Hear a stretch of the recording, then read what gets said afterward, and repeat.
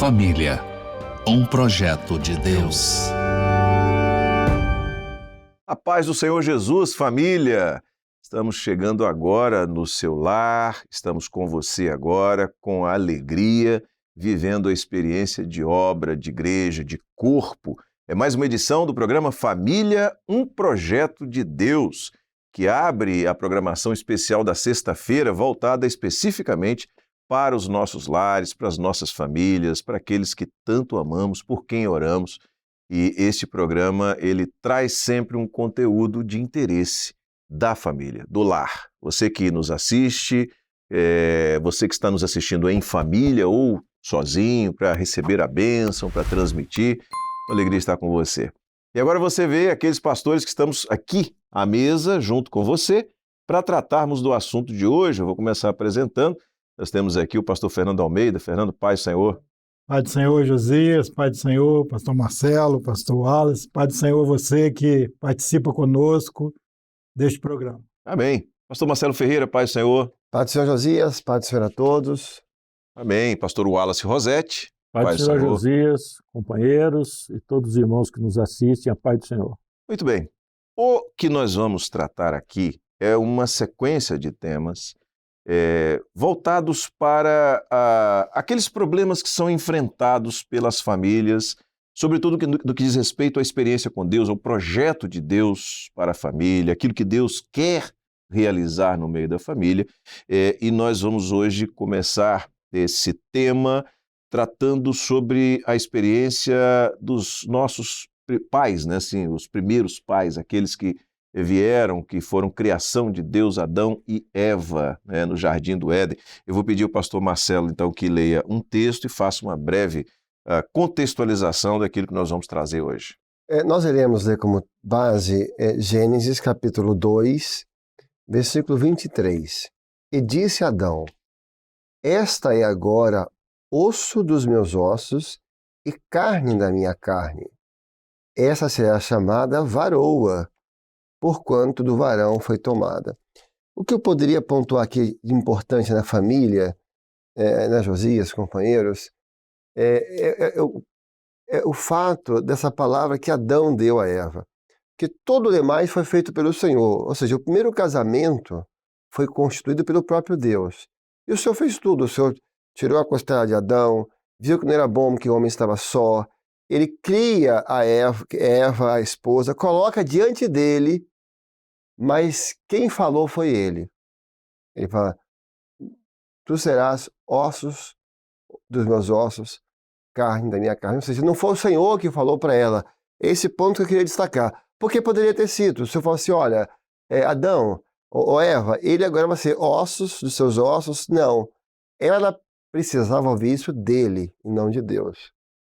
Ela tinha que perceber que era ele que estava dizendo: olha, eu quero que você seja parte dos meus ossos, carne da minha carne. A gente conhece a natureza da mulher, como é importante para ela ouvir isso do marido. Então, acho que isso é um dos problemas, que é o tema hoje do nosso assunto, que acontece no lar às vezes. Há certas coisas que precisam ser ditas e que não estão sendo ditas. E que o Senhor não faz tudo, né? Uhum. O Senhor fez muito ali, mas na hora de falar tinha que ser ele. O Senhor não fez a parte do marido. O Senhor fez a parte dele, que é de Deus. Então, há certas coisas que o marido precisa falar para a esposa. Há certas coisas que a esposa precisa falar, e que não é o Senhor que vai falar, porque elas precisam ouvir dele. Há certas coisas que o pai tem que falar com o filho. E o amor não é um sentimento passivo, não é um sentimento indiferente, ele é um sentimento vivo, que se manifesta em palavras, que precisa ser visto. Então, eu creio, Josias, que esse é um dos problemas que às vezes há nas famílias. Há coisas que precisam ser ditas e que não são ditas. Não basta você pensar assim: não, ela sabe que eu amo, ele sabe que eu não. O amor tem que ser visto e tem que ser ouvido. Há um aspecto interessante, Marcelo, depois né, os companheiros querem comentar também, nessa abordagem que você acabou de fazer, dessa expressão, dessa fala de Adão para com a sua esposa, é que há tanto sob o aspecto profético, ou seja, daquilo que é o projeto de Deus, quanto sobre o aspecto pessoal, do sentimento dele, né, daquilo. Quer dizer, ele traz aquilo, essa palavra que você colocou aqui, quer dizer, uma expressão que é dita, é o esposo adotando o seu papel de esposo, né, em levar uma palavra à sua esposa, onde ele a honra com essa palavra, onde ele demonstra o sentimento, ele demonstra a importância dela no contexto do lar, ele não deixa de expressar isso, mas ao mesmo tempo aquilo que ele está falando é o resultado da ação de Deus, né? Porque foi o que Deus fez. De fato, o Senhor tirou uma parte de Adão para dele fazer a sua esposa, para fazer Eva. Então ele está absolutamente em consonância com o projeto de Deus. Não é uma abordagem, quer dizer, é o servo, é o bom servo e o bom marido. Eu queria que vocês comentassem isso. Eu achei muito interessante a abordagem que o Marcelo fez, que mostra o aspecto do relacionamento. Começa aí, né? Cada um tem o seu papel. A gente não pode esquecer que a família, né? Existe a figura paterna e a materna, e cada um tem uma responsabilidade diferente dentro do contexto da família. O cada um deixou ali claro que Deus, que eles reconhecem que a obra que é de Deus, mas a participação dele, deixou clara a participação dele. Tanto que ele, como o Marcelo falou, às vezes nós deixamos, eu costumo falar muito isso, Marcelo, sobre o relacionamento do casal, né? Então, aqui nós estamos falando do casal, do esposo para a esposa, né? E às vezes nós vivemos num mundo, às vezes, um pouco machista, né? E às vezes as pessoas esquecem de declarar para sua esposa o quanto que ele ama, com expressão, com gesto, com alguma coisa, e o contrário. E o cuidado que eu acho aqui, que esse texto deixa claro aqui para mim, é a inversão de papéis, né? É a esposa, às vezes, querendo tomar atitudes ou posicionamentos que compete ao chefe, ao marido. Deus deixou claro na Bíblia essa separação, esses papéis diferentes, né? Eu acho muito interessante aqui, desde o início, Deus deixou claro para eles que deveria ter esse relacionamento e ser claro, objetivo, cada um tem um papel diferente. E nós não podemos inverter esses papéis, porque pode influenciar diretamente no que vem atrás, que são os filhos, né? Então, a família constitui filhos e as decisões dos pais e da mãe, do pai e da mãe, as suas posições, podem influenciar positivo ou negativamente no filho que está prestando atenção nos atos do pai e da mãe, né? Então, esse cuidado é muito interessante. Fernando? Quando o Marcelo leu esse verso, né, José, ele mostra uma coisa importante, que é parte do outro. Um completa o outro. Então, por isso que o texto no verso 24 diz assim, serão ambos uma só carne. E Jesus confirma isso no Evangelho de Mateus, quando ele fala do casamento. Então, não são mais dois, né? Não é mais meu, eu, é nosso, né? Somos nós, né? Então, quando há, né, o ato da união, do casamento, ele faz com que o pronome agora conjugado é nós. É nosso, é a nossa casa, é a nossa renda, são as nossas coisas, é a nossa bênção, né? É o nosso louvor a Deus. São as nossas lutas. São as nossas lutas, vamos vivê-las juntos, vamos transpô-las, vencê-las juntos. Então, quando ele diz que você agora é osso dos meus ossos, está dizendo assim, você é parte de mim, né? Aonde eu for, você está junto comigo. Você está junto comigo, né? Você está presente. Por isso que uma ruptura ela é traumática, porque fere. Para você dividir uma só carne, tem ferida. Vai ferir, vai sangrar, né? Vai machucar. Por isso que é tão traumático.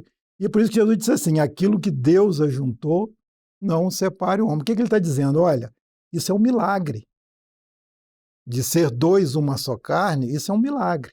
Então, ninguém tem autoridade, mesmo que o faça, ninguém tem autoridade para fazer isso, porque isso é um milagre operado por Deus e que Adão ali entendeu isso e confirmou isso ali na fala dele, né? E Josias, dentro do tema, do nosso tema hoje, um ponto que chama a atenção do problema que acontece nos lares é que ela deu ouvido à serpente. Então, isso pode parecer um tema simples, mas é muito importante o que se ouve dentro do lar. O que se assiste, quais são as vozes. Que vozes você permite que entrem no seu lar? Porque o ouvido é uma das janelas da alma. Você vê que isso é tão importante que a apostasia ela entra pelo ouvido. E muitos apostataram da fé dando ouvidos. E é tão importante o ouvido que a fé também vem pelo ouvir. A fé vem pelo ouvir e pelo ouvir da palavra de Deus. Então você vê que há muitos lares que têm problemas hoje seríssimos porque abriram janelas espirituais em que a serpente acabou falando. E aí entra naquela dificuldade. Então é importante não dar ouvidos ao que não abrir essas janelas para que se possa ter realmente um lar consagrado ao Senhor. É interessante nós percebermos o seguinte. Há alguns aspectos aí, eu convido você que está nos assistindo a refletir sobre isso no seu lar. Quais são aqueles aspectos que nos trazem angústia, preocupação em relação aos nossos lares? A enfermidade. Não havia ali. O sustento. Não tinha esse problema ali, porque eles tinham tudo que o Senhor lhes deu. Entendeu? O sentimento, né? O sentimento do casal, o amor do casal. O texto que você leu, Marcelo, já mostra que Adão já tinha ali aquele posicionamento, quer dizer, não havia essa dificuldade. Ou seja, aquelas dificuldades que nós enfrentamos hoje, no dia a dia, né, fruto inclusive da atitude deles, pós ouvir a serpente, eles não viviam isso. Era uma situação perfeita, porque foi Deus quem fez. Uma situação ideal, né? Ideal, foi Deus quem fez, foi Deus quem criou aquele ambiente. Vem algo de fora para dentro. Exatamente, e aí o casal, o lar, absorve, aceita uma voz que vem e invariavelmente ela é contrária à determinação do Senhor, né? Porque o que aconteceu ali foi se permitir ouvir alguma coisa que vinha completamente no sentido contrário àquilo que Deus falou, né? Vocês podem viver essa vida perfeita que eu criei para vocês, só não façam uma coisa, não comam do fruto, né? Daquele fruto que não se podia participar dele. E a serpente vem de maneira astuta, né? Astuta, sagaz, disfarçada, né? E diz, não é bem assim. E esse não é bem assim destrói muitos lares. Vocês querem comentar isso? No capítulo 2, né, a orientação veio para Adão, né? Aqui, e ordenou o Senhor Deus ao homem, dizendo de toda a árvore do jardim, tanto que após o pecado, o Senhor questiona Adão primeiro. Uhum. Adão primeiro, ele diz assim, olha, a mulher que tu me deste, né, ela me deu da árvore e eu comi. Então, assim, o governo era dele, né? O governo era dele. Ele tinha a orientação, ela sabia, certamente ele tinha orientado, mas o governo era dele. E aquilo que entrou, né, foi um descuido dela e também foi um descuido dele. E a gente vê aqui um detalhe que é a desobediência, ela desencadeou tudo que nós temos vivido hoje de problemas, né? Toda essa operação maligna hoje, né? E onde a família está sendo combatida né, por ela, foi desencadeada por conta de uma desobediência a uma ordenança do Senhor. Então, o perigo da desobediência. O que a desobediência né? Qual a consequência de uma desobediência a uma ordem do Senhor, né? Dentro dos nossos lares, nós estamos falando aqui da família, né? Dentro da vida do casal, dentro daquilo que é o projeto do Senhor para aquela família.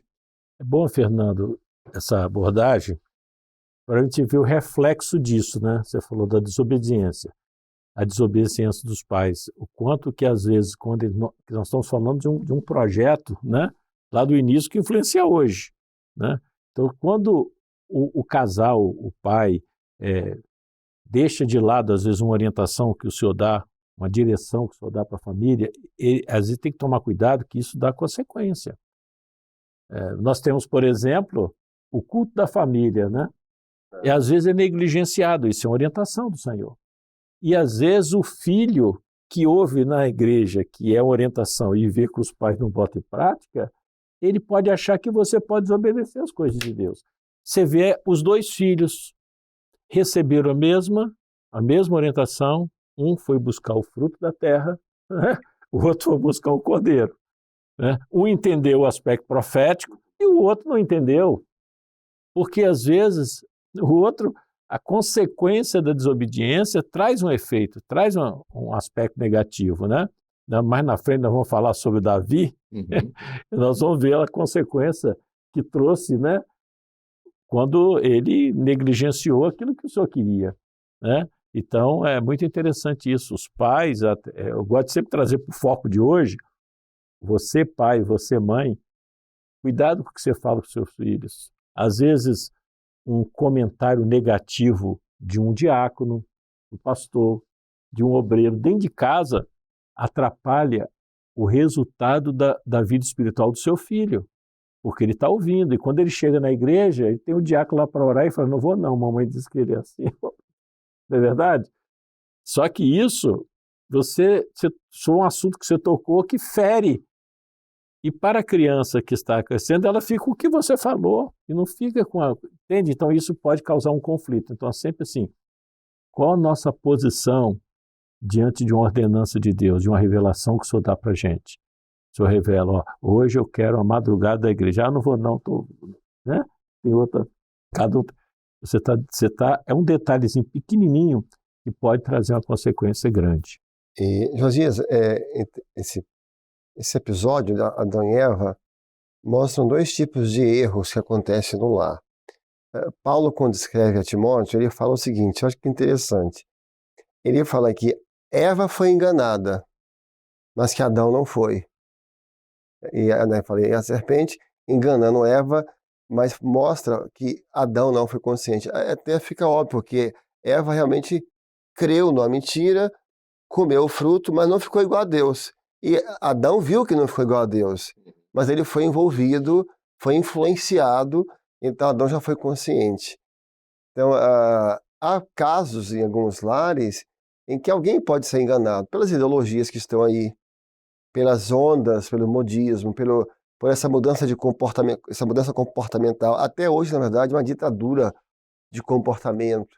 Às vezes a pessoa vive em certos ambientes, mas aí é importante o casal estar próximo, porque o caso de Adão, onde é que Adão talvez pudesse estar perto, não ser ausente e talvez ajudá-la a não ser enganada, né? Então é por isso que o casal, quando eles se distanciam, a serpente aproveita esse momento que um está mais só. A solidão é sempre uma coisa difícil para o ser humano e aonde vai vir. Então estar junto inibe a ação da serpente. Estar junto, que se um estiver sendo enganado, você pode fazer o contraponto, tanto no sentido de argumentar com a palavra, com a doutrina, ou até mesmo usando os recursos da graça. Você vai para um jejum, você vai para uma madrugada, Senhor, não deixe que ela seja enganada ou que ele também seja enganado. Então, eu acho que esse ponto de estar sempre, desse companheirismo, diminui muito as possibilidades da ação da serpente, né? É interessante isso.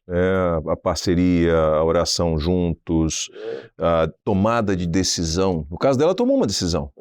e ela não consultou o esposo para tomar uma decisão, né? E na comunhão o Senhor nos dá muitas Quando alguém se experiências. ausenta demais, isso é perigoso. Tem até um texto em Coríntios que fala que Uhum. o marido e a mulher não devem se afastar, a não ser por consentimento mútuo, por pouco tempo.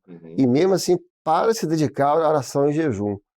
Porque, e fala o motivo, para que, né, o adversário não encontre oportunidade, o texto fala em Coríntios. Então, essa questão de estar sempre próximos do companheirismo faz muita diferença para que certos problemas não venham acabar surgindo, né? Certo, muito bom. Josias, eu queria fazer uma colocação aqui, Sim. que é muito interessante, que é uma coisa que está intrínseca ao homem, né? Que a gente vê claramente, até menciona às vezes, né, essa situação, que é essa transferência de culpa, né? Que a gente tem que tomar muito cuidado.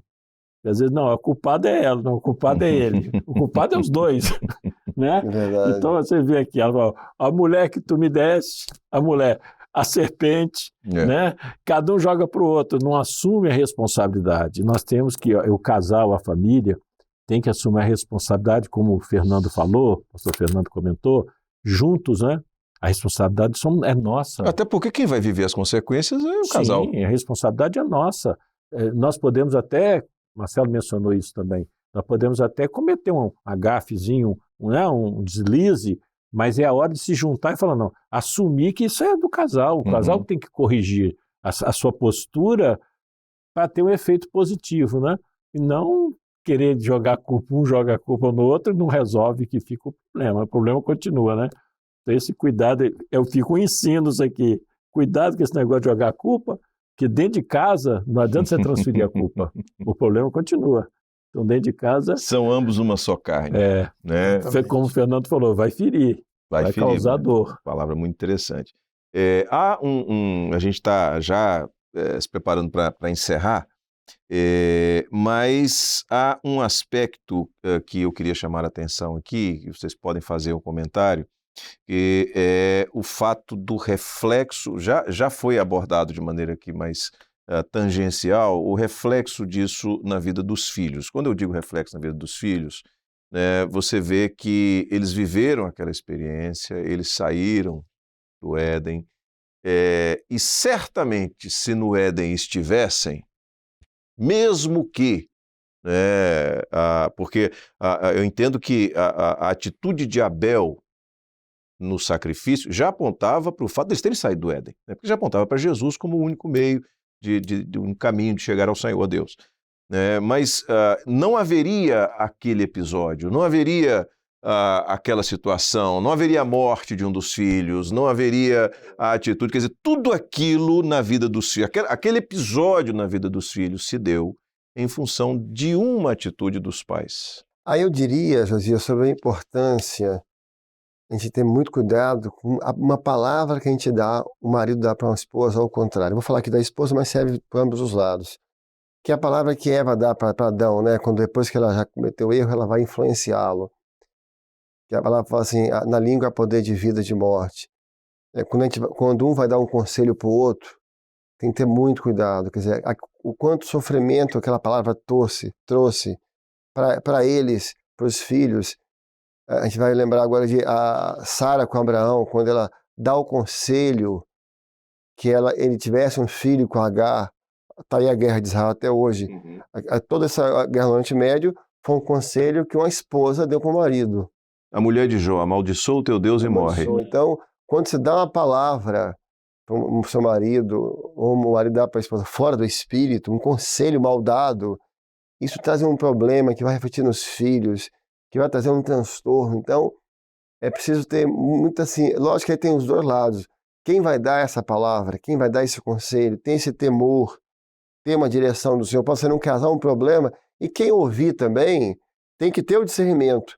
Você vê, ainda continuando no assunto de Sara, como é que isso acontece? Sara, quando dá a palavra para Abraão ter o filho com Agar, e deu o problema que deu, quando ela fala que era para Abraão mandar Ismael embora, Abraão não aceitou mais, porque ele já não aceitava a palavra dele, não, vamos fazer isso não. Ele já tinha resistência, porque ele sabia o que sofreu. Teve que o Senhor falar com ele, ó, você obedece porque é do Senhor. Então, onde que a gente chegar? A gente tem aquela responsabilidade dentro de casa, de quando for dar um conselho, que seja da parte do Senhor, que tenha uma direção do Senhor. A pior coisa que a gente pode fazer no lar, aí muitos problemas são criados, pegando o tema do programa, é a gente querer resolver problema quando está nervoso. A própria palavra fala que não é bom, né? Não se ponha o sol sobre a vossa ira. Né? O casal está nervoso. Se você for querer resolver o problema quando está todo mundo nervoso, você só piora o problema. É melhor acalmar ali, porque vai sair palavras que não devem sair, vai ferir, e aí é onde vai entrar mais dificuldade ainda. O problema acaba por se ampliar. E isso que o Marcelo está falando não é só do esposo da esposa, é dos pais para os filhos. E vice-versa, e dos filhos para os pais também. Nós temos que ter o momento certo. Né? A gente cria os filhos, criar os filhos, por exemplo, no tempo de hoje, não é fácil. Então, a palavra dele não é por força, não é por violência. Então, às vezes, você tem que trazer uma correção para o filho e você tem que orar e, às vezes, esperar o momento certo. Eu tive experiências com os meus de depois chegar no tempo, você falar e ser quebrantado, a palavra cair bem, né? Graça. E a gente tem que... Isso é fundamental, né? Porque se você vai, às vezes, falar de uma maneira... simplesmente porque você tem que entender que a mente dele ainda não é a sua. Né? Então, bom, senão você a gente extrapola. precisa encerrar, infelizmente, né, por causa do tempo. Inclusive, Fernando tinha muito mais coisa para falar, né? Estava preparado para... né, Fernando? Encerra, então. Muito bem, a gente precisa encerrar só lembrando de uma coisa. A alegria, o desejo, o projeto de Deus de estar com eles. Né? O Éden era o lar e o Senhor estava com eles todos os dias, na viração do dia, o Senhor se fazia presente. Né? O objetivo nosso é buscar do Senhor a presença dele no nosso lar. Então isso é o objetivo, isso é onde a gente quer chegar. É maravilhoso ouvir a voz do Senhor no lar, isso é uma bênção gloriosa. Queridos, a paz do Senhor. Paz do Senhor. Paz do Senhor. Paz do Senhor. Muito bem, uma alegria a gente estar junto. Se Deus quiser, estaremos juntos em outras oportunidades, tá certo? Bom, a gente chega ao final então de mais uma edição do programa Família e o Projeto de Deus. Continue agora com a sequência da programação da sexta-feira. Daqui a pouquinho o culto no lar, depois o programa Anunciando o Evangelho Eterno. Ainda hoje você tem o Serenata Manaim, toda uma continuidade de conteúdos feitos para você, para sua família e para que você tenha uma experiência com o Senhor. Amém? Deus abençoe, um bom fim de semana, paz do Senhor Jesus.